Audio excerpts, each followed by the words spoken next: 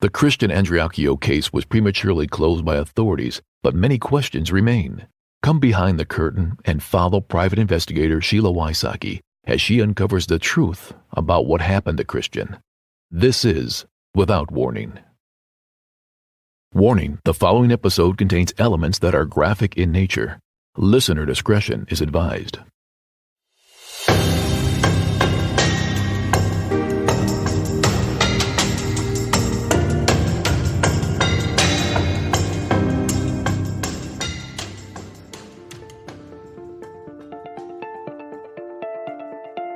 On the last episode, you heard about Dylan Swearingen, where he was prior to Christian's death, what the true relationships were between Dylan, Christian, and Whitley.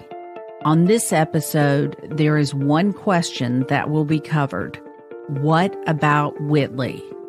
So today, I talk about Whitley, what she was like as a small child, her behavior to others, her hate/kill list in middle school, her education, her relationships, Christian, and finally, Key West. I will break down in details her involvement in Christian's case. Whitley isn't complicated. Her life is very simple. It is all about Whitley, period. Christian was a vehicle to get what she wanted at the time she wanted it. The problem with Christian was his usefulness had expired and he gave her the ultimate sacrifice, his life. But that wasn't good enough. She appears to want to destroy his reputation, credibility, and legacy. Whitley wants her story to be the one to remember Christian. And for her to win/succeed, it means destroying Christian. And Whitley will do anything to win and succeed.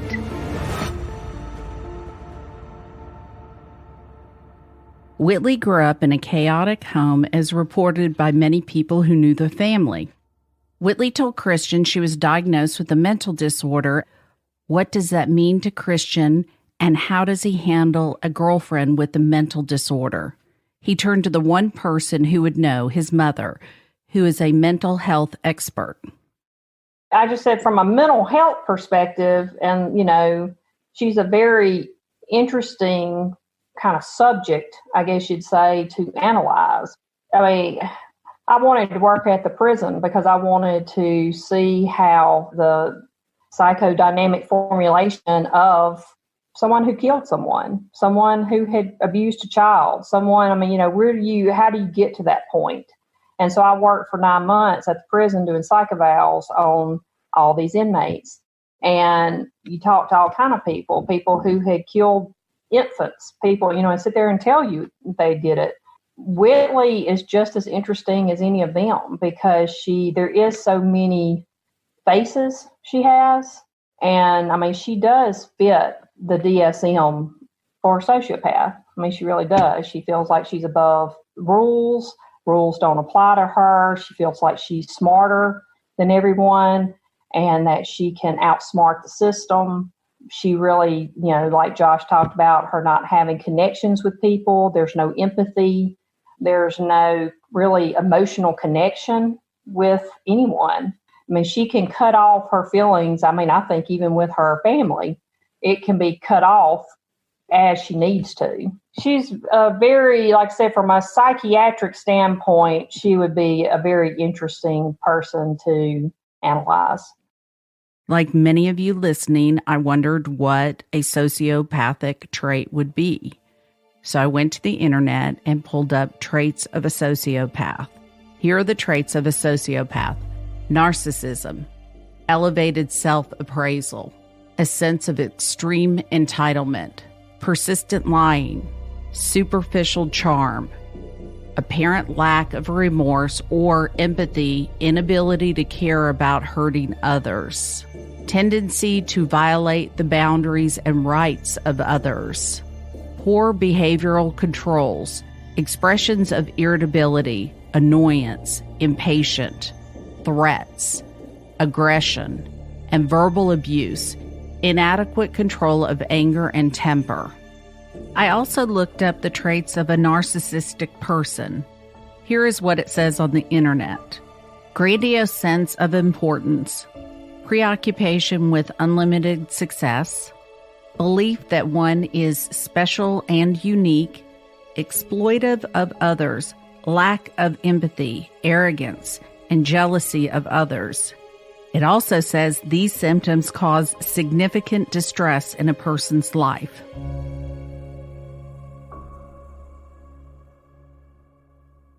Whitley was very outgoing and tends to portray herself as a victim of her mother's poor parenting.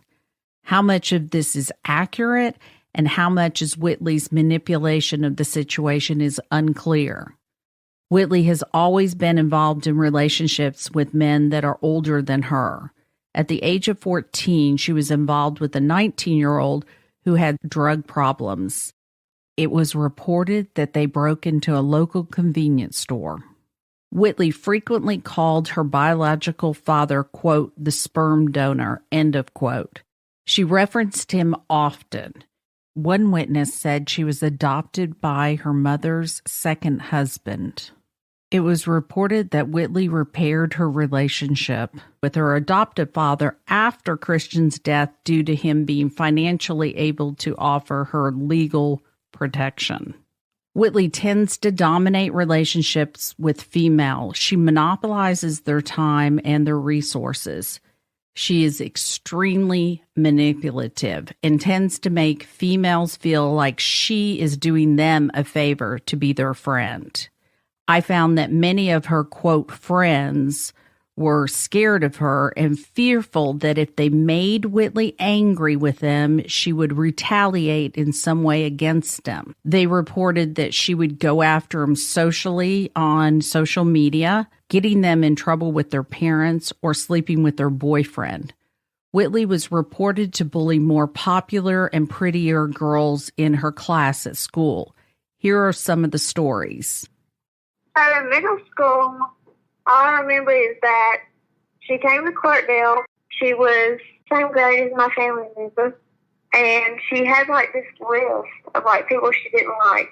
Now remember, this is in middle school. My family member was on it. Yeah, I didn't think much about it, but like, then she came up to my family member one day at lunch, and she was just, eating lunch with her friends. She grabbed her apple that she was eating and like wrapped a piece of gum around it that she had been chewing and said, "Eat it now, B-word." And everybody was like, "What in the world?" And then when I was little, I went to church with her, and she was always just like yanking people's hair, like just being mean to people, just like getting everybody in trouble. And that was in church. And the next thing I knew about it was when she came to middle school with us. This mom asked for intervention. Whitley threatened my niece. Whitley had a hate list, a hate kill list. My niece was she was like number one. Couldn't stand her. I understand you have a story about Whitley and your daughter when they were in class together. Will you tell that story? Would love to. Whitley and my daughter were in 8th grade when this occurred, and Whitley did not particularly like my daughter through different little episodes and confrontations that went on. My daughter would ask her, why don't you like me? As, most little adolescents would do. And she said, well, you're just so happy all the time. You just smile all the time. My daughter was cheerleader. Anyway, there was just maybe some jealousy or something, and that's kind of what I had chalked it up to. But anyway, one day towards the end of the year, she was sitting in a class, and a wadded piece of paper kind of got thrown at her. And she picked up the piece of paper and opened it up, and it was drawn on there. One girl was standing up with a knife with blood dripping off of it, and then another was laying on the ground with blood pouring out of her body. And the names were my daughter's name with the girl laying dead, and Whitley's name was written on the girl that was doing the killing. And when my daughter turned around to look, And Whitley just gave that kind of little smirk, and winked her eye type of thing. My daughter showed it to me. I went to the counselor with intentions to try to help Whitley, because that's not something that anyone that's 14 years old thinks to do. They might talk about them or cause problems with boyfriends, but they're not going to think about killing them unless there's some mental disturbance going on. So the counselor, unfortunately, is kind of one of those. It's a small school.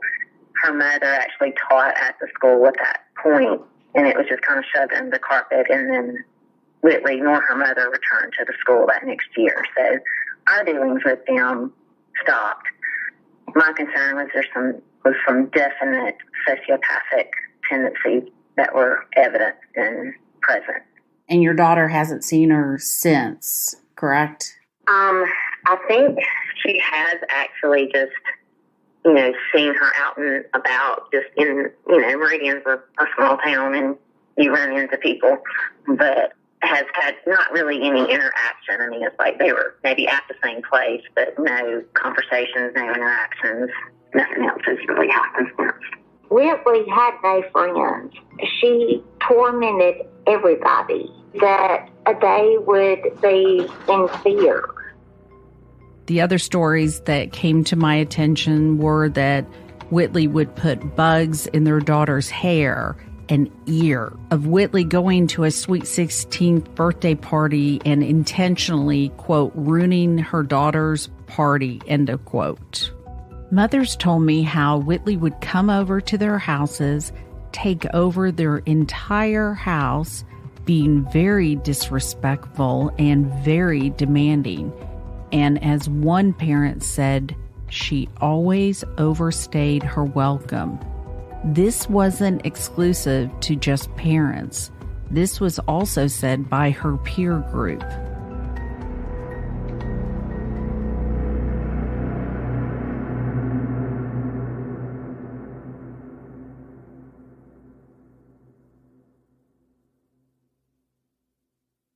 When I posted I was doing an episode on Whitley, I received tips and phone calls and private messages. Some of the people went on the record and some would not. The stories were very consistent. The mothers that called me told me about Whitley bullying their daughters.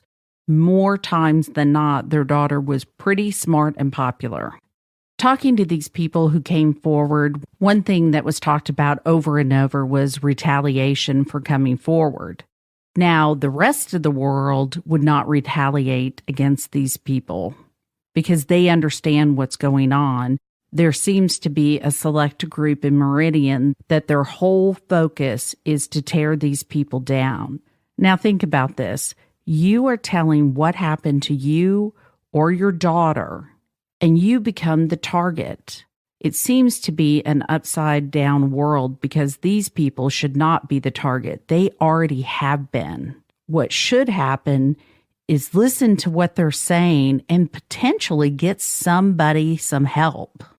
Whitley told Christian she started using drugs around 13 or 14 years old. She admitted to Christian her drug use progressed to meth, ice, Xanax, and other drugs. Whitley initially presented herself to the Andreacchios as this sweet, meek teenager. Here is Ray describing the first time that she met Whitley. So let's first talk about the very first time you met Whitley and your impression of her. She and Christian had just been, I think she came over to the house because he had some friends over, and it was very typical of him to have girls and guys over. And also, I really didn't think anything about it. Again, he and Avery had not been broken up for very long, so we thought that they would be getting back together like they normally did. So I really wasn't too concerned about it. And when she came over after that, I mean, she was quiet, pretty sweet, really wasn't concerned at first. And I had never heard of Whitley. And Alexa, of course, pretty quickly after meeting her and finding out her name and everything, began telling me things that she knew of her, showing me things she had posted on Facebook or wherever it was, whatever social media site it was. And so, then I began getting a little bit more concerned. But at that point, she was kind of playing the victim. And so we were feeling kind of sorry for her because she was telling us how poor of a home life she had and that her family wouldn't take care of her, and really had Christian thinking that she needed, someone to take care of her, someone to help her. And with our background, or my background in mental health, I think that she really played on that, whether that was intentional or not, and made us feel like that we needed to kind of take her in and help her. Then when things started coming up missing at the house, and she and Alexa started having a lot of conflict, she would try to get Alexa in trouble all the time. She'd come and, tattle. She'd go to Christian and tell him that Alexa was doing something. And then Alexa would come to me. Christian would come to me and say, Alexa was riding around the lake with this person or whatever. Alexa would be here at the house with us. She wouldn't be with anybody. Then she would kind of try to portray it like, well, I've just been, I've made a lot of mistakes in my life, and I don't want to see Alexa making those same mistakes. And I'm trying to protect her from these people that I know are not good people. But, really, she was just trying to get her in trouble. And a lot of times Alexa wasn't even doing what she said that she was doing. And then it also caused a wedge between Christian and Alexa because she was always trying to kind of come between them. And so then as things progressed and, she gave Alexa drugs, and that's the first time she was told she couldn't come to the house because we found Alexa passed out on the couch downstairs. Then there were situations where there was a guy that was much older than Alexa that, Christian had told the guy, don't talk to Alexa, don't text her, she's only 14. I think that Whitley was behind some of that, instigating the boy to continue to contact Alexa and everything, which kept Alexa in trouble and, again, caused conflict among us. So, it was just a kind of a progression. And then I remember we all went, this is just something little, but it was those little things, I guess, that kind of I picked up on, is we all went out to eat together. And that was something that our family did frequently, is just as everybody came and you brought a friend or you brought a girlfriend, whatever. And it was always usually a large group of us.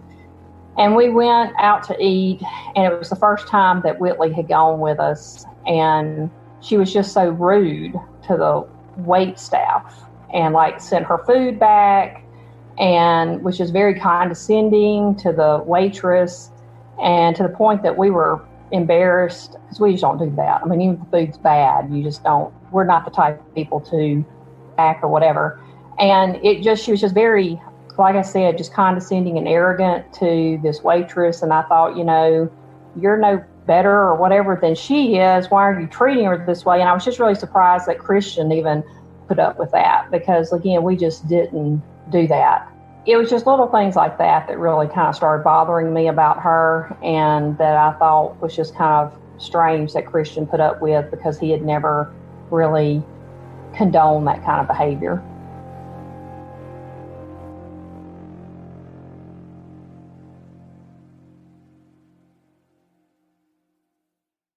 Whitley initially lied to Christian and told him she was 18 years old. Due to the age of the people she was associating with and the fact she rarely attended school, Christian believed her. They dated for about 6 to 8 weeks before he discovered she was 16.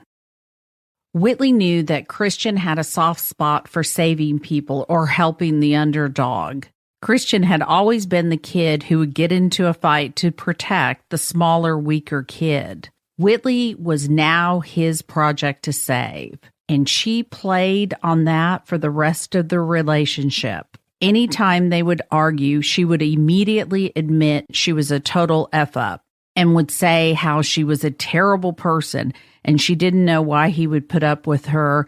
She would then immediately revisit all the problems in her life, saying she had a sorry mother. Christian would come to her defense and start all the positive reinforcement. You have had a hard life. You never had a good family. People have taken advantage of you. I'm not going to be that guy who leaves you. Whitley would also speak often of dark themes, such as, quote, we are living to die, end of quote, or, quote, we are just fertilizer, end of quote. She would make reference to hopelessness, but had never voiced suicidal thoughts or intent, but almost seemed to be using this as a manipulative tool to make Christian feel responsible for her. She several times talked of either thinking she was pregnant and then later of telling Christian she wanted to get pregnant. But when she was reported on Crime Watch, her response on social media was how ludicrous this was, since she had been told she would never be able to have children. After Christian's death, Whitley would send Christian's 14-year-old sister messages telling her Christian hated her and talked about her and that she was the reason he killed himself. You've talked about Alexa being bullied before. Can you kind of go into detail about that? Well, I just think that, after, I don't know if it would be bullying before Christian's death as much as her being mean to her, I guess you'd say. But then after Christian's death and after she knew that we weren't accepting it, that we weren't going to buy this whole suicide story, then she and her friends started, they'd send Alexa text messages and they would, you're the reason why your brother killed himself. She was accosted in the middle of the lake by some of Whitley's family. And, we had to go and press charges against them because same situation. They were saying, your brother hated you, that you're the reason why he killed himself. And, this is a 14 girl. Wait, did you hear that? A 14-year-old girl being bullied to the point charges were pressed. I am going out on a limb and wondering whether law enforcement did anything or followed up. I know I am not the only one outraged by this behavior. Who is dealing with your typical adolescent issues, and then on top of that, she's lost her brother, and then here's these people that's dealing with their own adolescent issues, and then you have these people that are telling her that she's the reason why he killed himself. So it went on for years. Of course, it would kind of ebb and flow. If something happened, and there was some attention, like when Crime Watch came out, it all started all over again. My guess is the bullies will be out in full force after these episodes exposing Whitley's behavior and people finally having a place to speak up and tell the torture and torment that they lived through. If she saw Whitley or some of Whitley's friends out to start again, there were things where she would post stuff on Instagram and we knew it was directed at Alexa. Of course, you couldn't just say his name wasn't on it. There was the post that she did with the cup with the tea bag hanging out, and it said something about you say I'm a killer or something, push me and I'll show you. That wasn't exactly what it said, but that was the gist of it. Just things like that. Driving by the lake, our house is right on the lake, and they would go by in the boat and laughing and with the music up real loud and come right by the house and throw up the peace sign and that kind of thing, just kind of trying to provoke. And I don't think that it's obviously just not Alexa. I think that Whitley is a bully. I don't think that Alexa is an isolated case. I don't think it's just because of Christian. Mothers, daughters, roommates, coworkers, landlords all would agree with Ray. They were all bullied. I think she's a bully to Jordan. It's almost like she forces them into being friends with her. Their relationships and their dynamic is very strange. It's almost like they're afraid of her, so they're afraid to go against her. They'll go against around her, but if she comes back into the picture, then, they quickly circle the wagons again. It's almost like when Gail interviewed her and was going to polygraph her, it was almost like she was brainwashed. She was just like, oh, Whitley's so beautiful. Whitley's so beautiful. I mean, Jordan's much prettier than Whitley ever thought about being. But, we told her that. We're like, I mean, Jordan, you're a beautiful girl. Why are you, and she's like, oh, no, Whitley's so much more prettier. It was just a weird dynamic. And that's something through investigating and talking to different people. Several people said the same thing, that they're scared of her. They didn't want to upset. They didn't want to be involved because they're scared of the retaliation We're seeing it with you all. Very interesting.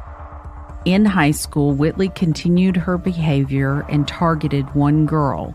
She sent her such threatening Facebook messages, the mother pressed charges.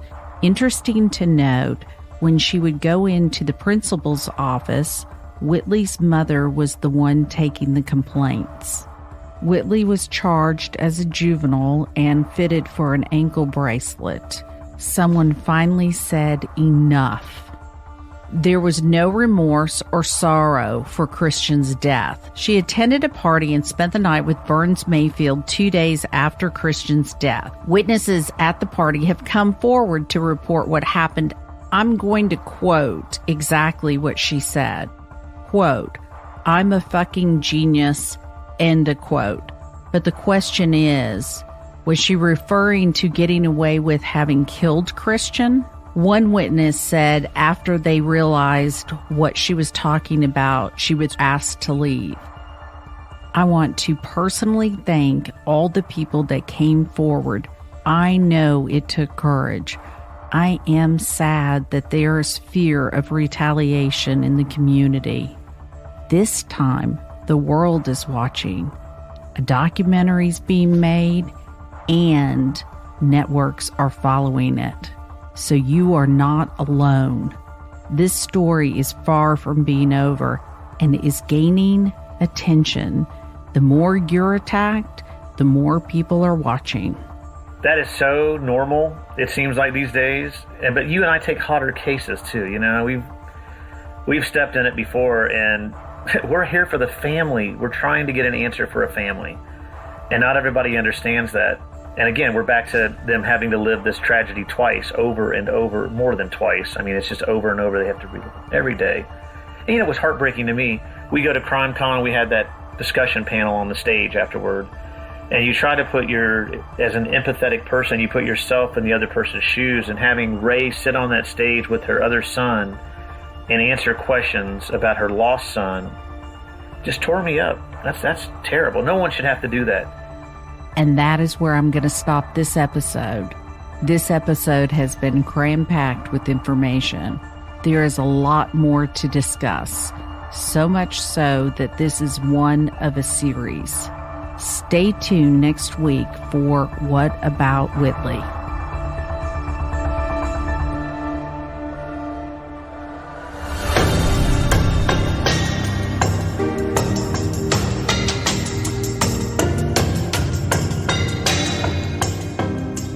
Christian's family gives their full permission for any and all details to be shared in hope that the truth will come out.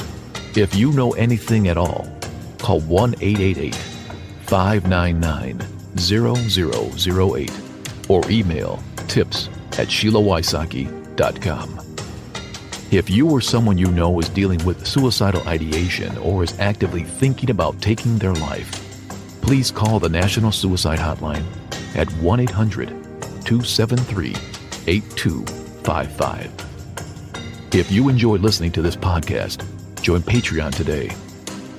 Without Warning, Executive Director, Executive Producer, and Host Sheila Wysocki, and Announcer Tim Evans.